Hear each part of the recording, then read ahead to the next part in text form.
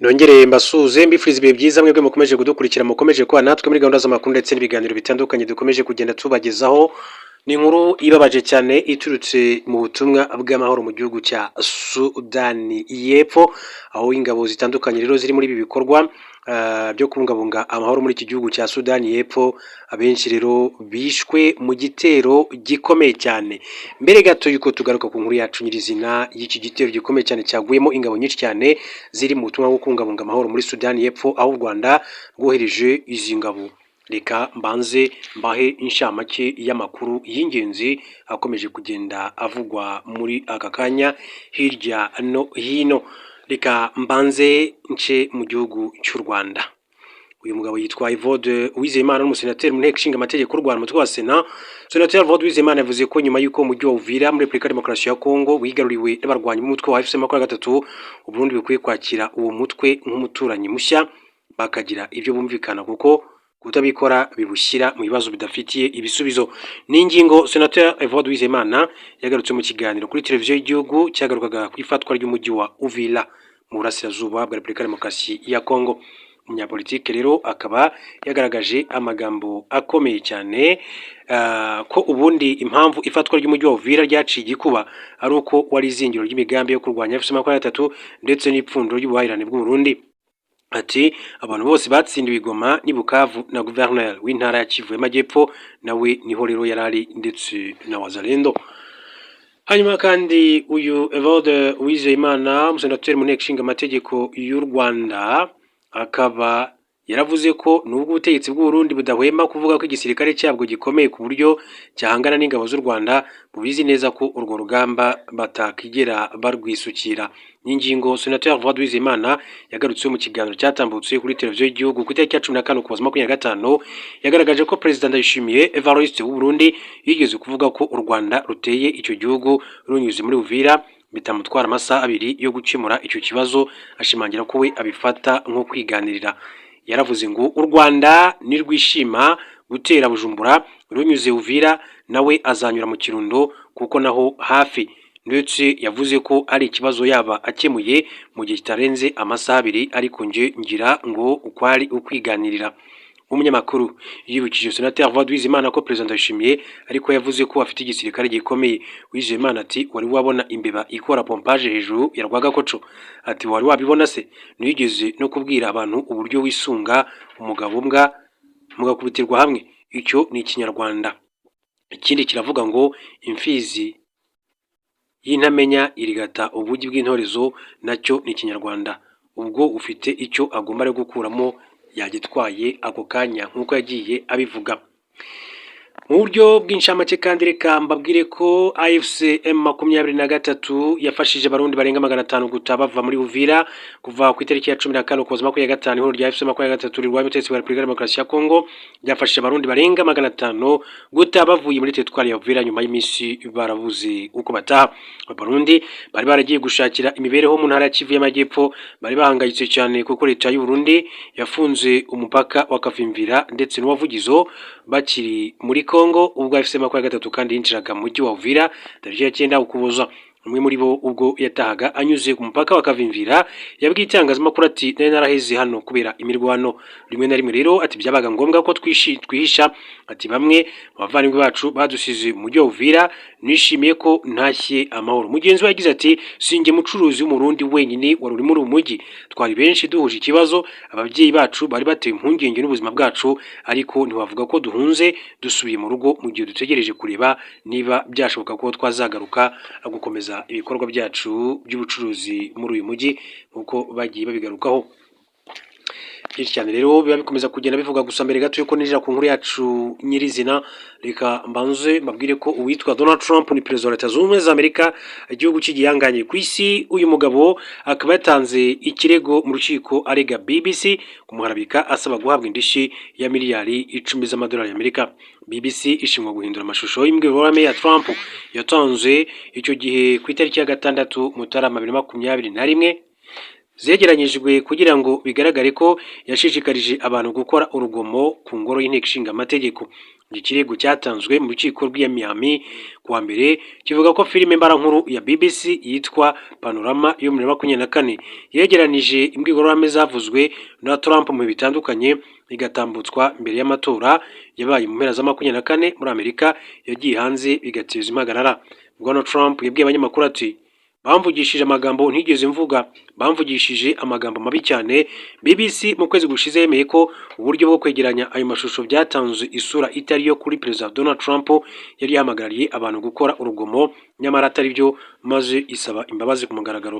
Umuyobozi wa BBC witwa Samir Shah yandikiye Trump ibaruwa yerekana asaba imbabazi kandi yiyemeza ko ayo mashusho atazongera gukoreshwa. Trump ashinja BBC ko iyo filime yashyizwe hanze mbere y'amatora ya perezida y'umwaka ushize kugira ngo igire ingaruka ku buryo abaturage batoye. Yongeraho ko ari uburyo bwo kwivanga mu matora ndetse no kuyobya abaturage hagamijwe kumubangamira nk'uko yagiye abivuga. Ikaze ku nkuru yacu y'izina rero mbaha ikaze. Babwire ko muri Sudani abasirikare 6 bari mu butumwa bw'amahoro bwa Loni bishwe. Abasirikare 6 b'abanya Bangladesh bari mu butumwa bwo kugarura amahoro muri Sudani buzwi nka UNISFA biciwe mu gitero cyagabwe na drone. Abandi 8 barakomereka. Mbibutsa ko ahangaha n'ingabo z'u Rwanda ziriyo nazo zagiye kubungabunga umutekano. Abasirikare biciwe mu mujyi wa Kadugiri uri majyepfo y'agace ka Kordofan kari rwagati muri Sudani.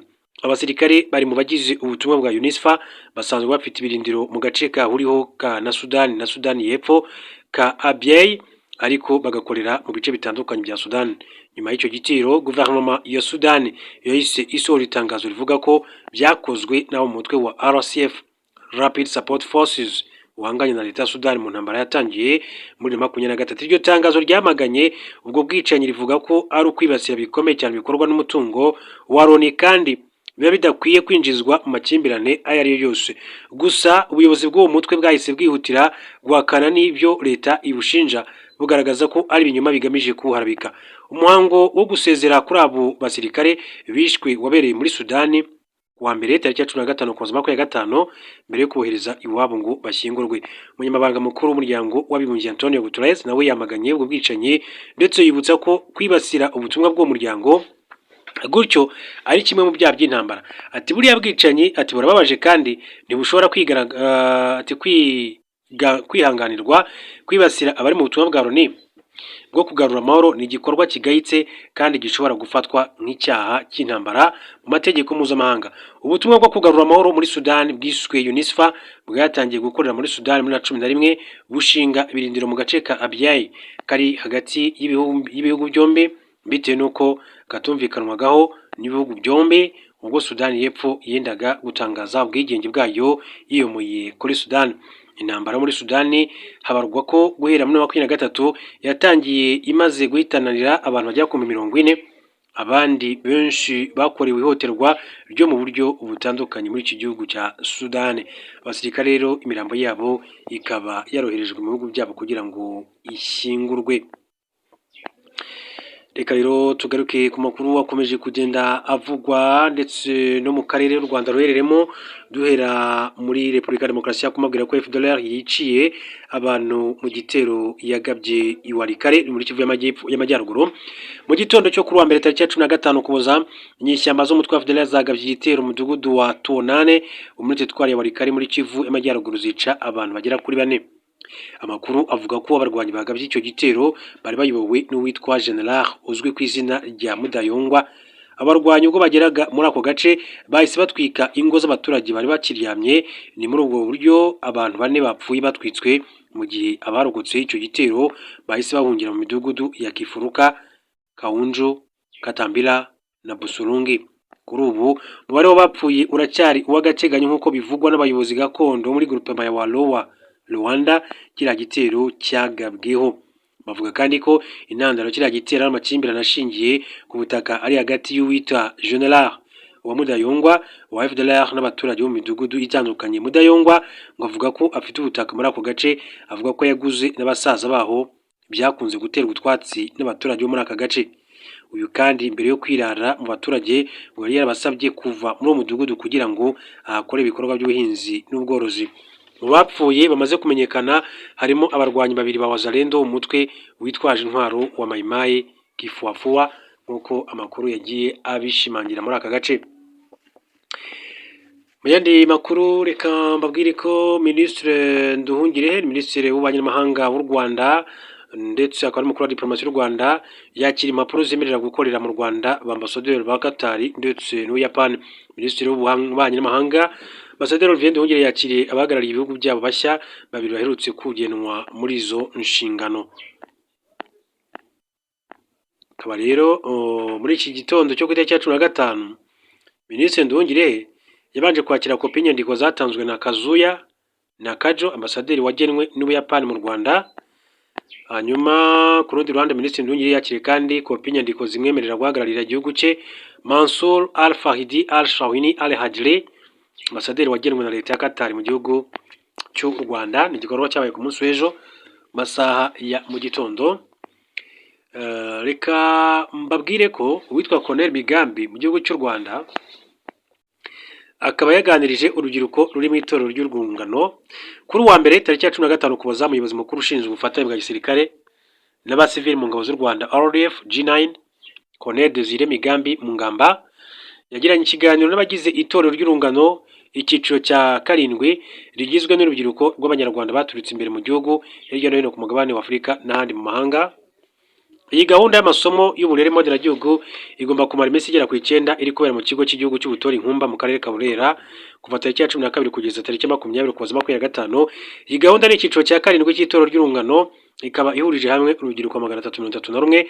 Colonel Migambi yatanze ikiganiro gifite insanganyamatsiko igira iti urugamba rwo kubora igihugu n'uruhare rwa RPA mu guhagarika jenoside yakorewe Abatutsi mu mwaka w'1994.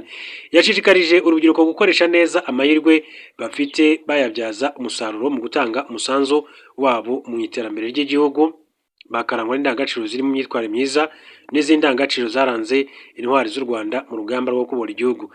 Yanashimangiye indangagaciro shingiro z'u Rwanda zirimo ubumwe, ubusugire bw'igihugu ndetse no gukunda igihugu, agaragaza ko izi ndangagaciro zagize uruhare rukomeye cyane mu gukomeza u Rwanda mbere y'uko zisenywa n'ubukoloni.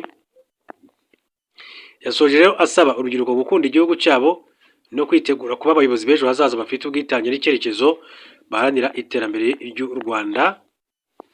Kuri Colonel Migambi wo mu gisirikare cy'u Rwanda RDF, impanuro zikomeye cyane rero yahaga aba basore ndetse n'inkumi.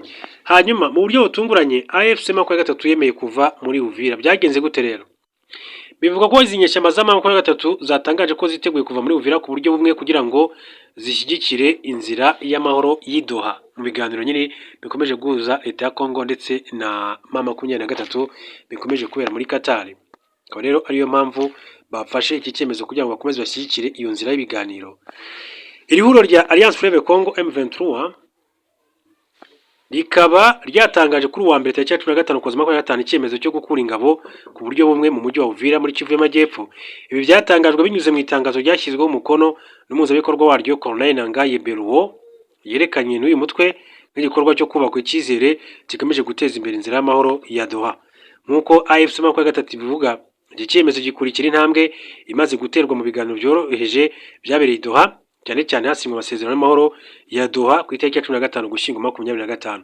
Uyu mutwe uvuga ko wifuza guha amahirwe yose inzira za diplomasi mu kugera ku gisubizo kirambye cy'amakimbirane yibasiye Repubulika ya Demokarasi ya Kongo mu myaka myinshi cyane ishize. Kuva muri Uvira bivugwa ko byagezweho bisabwe n'abunzi b'Abanyamerika. Nubwo yakoze iki kimenyetso, AFC 23 ivuga ko ikomeje guhura n'ubushotoranyi bw'ingabo za RDC, FARDC n'abafatanyabikorwa babo cyane cyane imitwe ya Wazalendo nk'uko bakomeza kugenda babigarukaho muri rusange.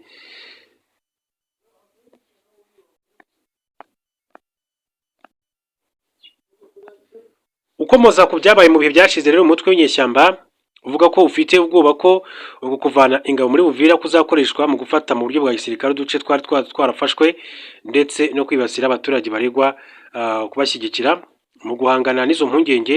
AFC 23 kandi irahamagarira abishingiye inzira y'amahoro gushyiraho uburyo bwihariye bwo kurinda Uvira.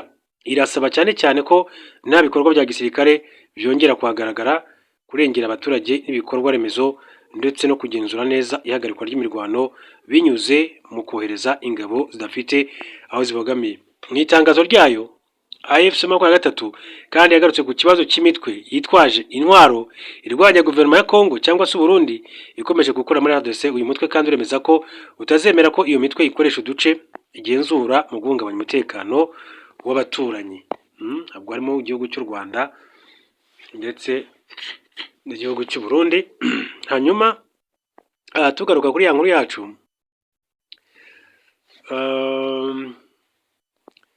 kuri uyu mugabo witwa Senateri Evode Uwizeyimana, ni umusenateri mu nteko ishinga amategeko y'u Rwanda, yavuze amagambo akomeye cyane ku ifatwa rya Uvira, igihugu cy'u Burundi ndetse n'igihugu cya Repubulika ya Demokarasi ya Kongo. Rero twongere tuyanyuzemo amaso, ariko kandi nze no kugaruka kuri iyi nkuru ya Bwana Trump ndetse na Perezida Volodymyr Zelensky w'igihugu cya Ukraine. Mbere yuko njya kuri Trump, reka mbanze mbere kuri uyu Senateri Evode Uwizeyimana, umusenateri mu nteko ishinga amategeko y'u Rwanda, tureba amagambo yavuze ku munsi w'ejo. Senateri Evode Uwizeyimana, uyu mugabo rero akaba yagereranyije ubushotoranyi bwa Perezida Ndayishimiye w'u Burundi kuri RDF n'imbeba itera pompage kuri Rwagakoco. Senateri Evode Uwizeyimana yavuze ko nubwo ubutegetsi bw'u Burundi budahwema kuvuga ko igisirikare cyabwo gikomeye ku buryo cyahangana n'ingabo z'u Rwanda, bubizi neza ko urwo rugamba kitarwisukira.